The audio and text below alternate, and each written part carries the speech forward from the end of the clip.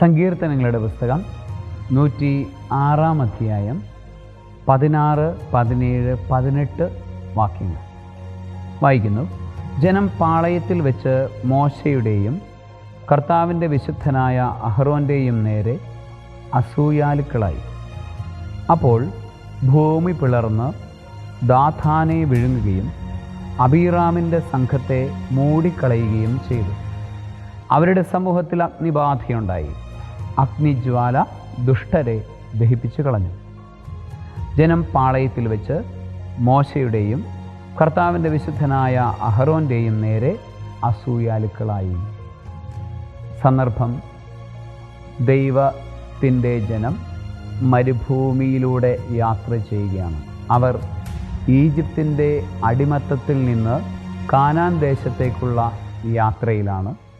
ചെങ്കടൽ കടന്ന അത്ഭുതം കണ്ട് ദൈവത്തെ സ്തുതിച്ച അവർ മരുഭൂമിയിലെത്തിയപ്പോൾ അവിടുത്തെ ഉപദേശം സ്വീകരിക്കാൻ തയ്യാറാവാതെ അവിടത്തോട് മത്സരിച്ച് പിന്നീട് ആസക്തികളാൽ നിറഞ്ഞ മനുഷ്യരായി അവർ മാറി എന്ന് സങ്കീർത്തകൻ പറയുന്നു.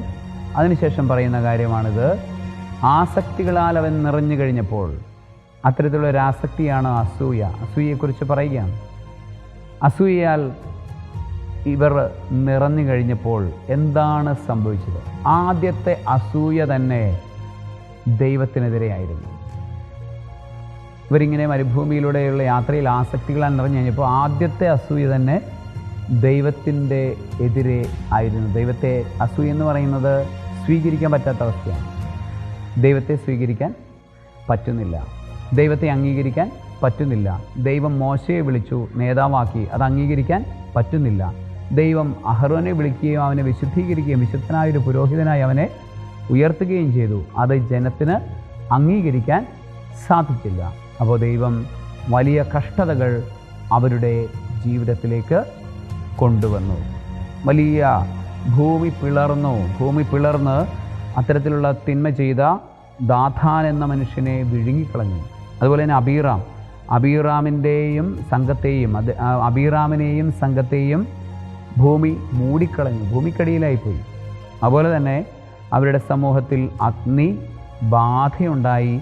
അഗ്നിജ്വാല ദുഷ്ടന്മാരെ നശിപ്പിച്ചു. അസൂയയെക്കുറിച്ച് മാത്രമല്ല,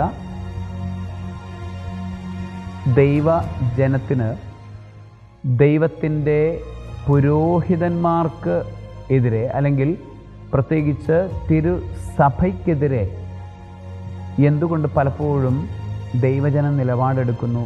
അല്ലെങ്കിൽ അവരോട് ചേരാത്ത, ആ തിരുസഭയോട് ചേരാത്ത വ്യക്തികൾ പോലും എന്തുകൊണ്ട് തിരുസഭയ്ക്കെതിരെ സംസാരിക്കുന്നു എന്നതിൻ്റെ ഒരു കാരണം വചനം വളരെ മനോഹരമായി ഗുപ്തമായി പറഞ്ഞു തരുന്നുണ്ട്. അവർക്ക് അസൂയ ഉള്ളതുകൊണ്ടാണ്. അസൂയയാണ് പലപ്പോഴും പലരെയും തിരുസഭയ്ക്കെതിരെ സംസാരിക്കുന്നതിന് കാരണമാകുന്നത്. വചനം വളരെ മനോഹരമായും ഗുപ്തമായും പറഞ്ഞു തരികയാണ്. നിങ്ങൾ തിരുസഭയ്ക്കെതിരെ സംസാരിക്കുന്ന ഒരു വ്യക്തിയെ അറിയാമെങ്കിൽ അയാളെ ഒന്ന് വളരെ ആഴത്തിലൊന്ന് പരിശോധിച്ച്, അയാളുടെ സ്വഭാവം ഒന്ന് പരിശോധിച്ച് നോക്കുക. അയാളുടെ സംസാരത്തിൻ്റെ രീതി ഒന്ന് പരിശോധിച്ച് നോക്കുക. അയാളുടെ ക്യാരക്ടർ ഒന്ന്, വ്യക്തിപരമായ ജീവിതത്തിൽ അയാളുടെ ക്യാരക്ടർ ഒന്ന് പരിശോധിച്ച് നോക്കുക. അസൂയയുള്ള വ്യക്തിയായിരിക്കും. അസൂയുള്ളത് കൊണ്ടാണ് അയാൾക്കിതൊന്നും അംഗീകരിക്കാൻ പറ്റുന്നില്ല. പള്ളി പണിയാനായിട്ടൊരച്ഛൻ തീരുമാനമെടുത്താൽ അവർ പറയും, പള്ളിയൊക്കെ പണിയുന്ന വെറുതെ അനാവശ്യമായിട്ട് ചിലവുണ്ടാക്കുന്നു എന്ന് പറയും. ഇനി മറ്റൊരച്ഛൻ വന്നിട്ട് ഒരു പള്ളിയും പണിയാതെ പ്രാർത്ഥനയും മറ്റു മാത്രങ്ങളുമായിട്ട് നടക്കുകയാണെങ്കിൽ അവർ പറയും, കണ്ടില്ലേ, ഈ അച്ഛന് വേറൊരു ഒന്നും അറിയാൻ പാടില്ല, ഇദ്ദേഹത്തിന് നന്നായിട്ട് ആ പള്ളി ഒന്ന് വൃത്തിയാക്കി പണിതുകൂടെ എന്ന് പറയും. കാരണം എന്താണ്? ഇത് അച്ഛൻ്റെ കുഴപ്പം കൊണ്ടല്ല, ഇത് ഇവൻ്റെ ഉള്ളിലുള്ള പ്രശ്നമാണ് ഇങ്ങനെ ഇടയ്ക്കിടയ്ക്ക് പുറത്തേക്ക് വരുന്നത്. ആസക്തികൾ, അഹങ്കാരം, അസൂയ, ചെടികത, ഇതൊക്കെയാണ് ഇടയ്ക്കിടയ്ക്ക് പുറത്തേക്ക് വരുന്നത്. ചിലപ്പോൾ നമ്മളുടെ ഉള്ളിലുള്ള കാര്യങ്ങൾ മറ്റുള്ളവരിലേക്ക് നമ്മൾ ആരോപിക്കുന്നത് ഒരു സൈക്കോളജിക്കൽ പ്രോബ്ലം കൂടെയാണെന്ന് ആധുനിക മനഃശാസ്ത്രം പറയുന്നുണ്ട്. അപ്പോൾ അത്തരത്തിലുള്ളൊരു ആരോപണങ്ങളാണ് പലപ്പോഴും തിരുസഭയ്ക്കെതിരെ നടത്തപ്പെടുന്നത്. തീർച്ചയായിട്ടും തിരുസഭയിൽ തിന്മകളില്ല എന്നല്ല അച്ഛൻ പറയുന്നത്. അത്തരത്തിൽ പക്ഷേ എന്തുകൊണ്ട് ഈ നാട്ടുകാർ പറയുന്ന അത്രയും തിന്മകളൊന്നും എന്തായാലും തിരുസഭയിലില്ല, അല്ലെങ്കിൽ ഇത്തരത്തിലുള്ള ആളുകൾ പറയുന്ന അത്രയും അശുദ്ധിയും തിന്മയൊന്നും തിരുസഭയിലില്ല. അത്രമാത്രം ഉണ്ടായിരുന്നുവെങ്കിൽ പണ്ടേ തിരുസഭ ഇല്ലാതെയാകുമായിരുന്നു. തിരുസഭ അങ്ങനെ ആയിപ്പോകാൻ ദൈവം അനുവദിക്കും. ഇത് പരിശുദ്ധാത്മാവിൻ്റെ സഭയാണ്, പരിശുദ്ധാത്മാവിൻ്റെ സഭയാണ്. പരിശുദ്ധാത്മാവാണ് ഇവിടെ നയിക്കുന്നത്. വിശുദ്ധരുടെ സഭയാണ്, വിശുദ്ധന്മാരുടെ ചരിത്രമാണ് നമ്മളുടെ പാരമ്പര്യം എന്ന് പറയുന്നത്. അല്ലാതെ പെരുന്നാൾ നടത്തുന്നതിൻ്റെ പാരമ്പര്യമല്ല, വിശുദ്ധന്മാരുടെ ചരിത്രമാണ് നമ്മുടെ പാരമ്പര്യം എന്ന് പറയുന്നത്. ആ പാരമ്പര്യമാണ്, ആ വിശുദ്ധിയുടെ പാരമ്പര്യം, പരിശുദ്ധാത്മാവിനാൽ നയിക്കപ്പെടുന്ന മനുഷ്യരുടെ, വിശുദ്ധരായ മനുഷ്യർ നൽകുന്ന പാരമ്പര്യമാണ് സഭയിലുള്ളത്. സഭയിൽ തന്നെ അതിൽ തന്നെ കറക്റ്റ് ചെയ്യാനുള്ള മെഷേഴ്സും ഉണ്ട്, അതിനുള്ള മെത്തേഡുകളും ഉണ്ട്. സഭയിൽ ഒരു തിന്മയുണ്ടാകുമ്പോൾ സഭയിൽ മാർപ്പാപ്പമാർ പോലും തെറ്റുന്ന രംഗങ്ങൾ നമ്മൾ ചരിത്രത്തിൽ കണ്ടിട്ടുണ്ട്. അപ്പോഴെല്ലാം മറുഭാഗത്ത് സഭയിൽ നിന്ന് തന്നെ വിശുദ്ധന്മാർ ഉണർന്നെഴുന്നേറ്റ് മാർപ്പാപ്പയുടെ മുന്നിൽ പോയി താങ്കൾ തെറ്റാണ് ചെയ്തത് എന്ന് പറഞ്ഞ ഭാഗങ്ങൾ നമ്മൾ കാണുന്നുണ്ട്. പരിശുദ്ധാത്മാവിനാൽ നയിക്കപ്പെടുന്ന വ്യക്തികളാണ്, പരിശുദ്ധാത്മാവിനാൽ നയിക്കപ്പെടുന്ന വ്യക്തികളാണ്.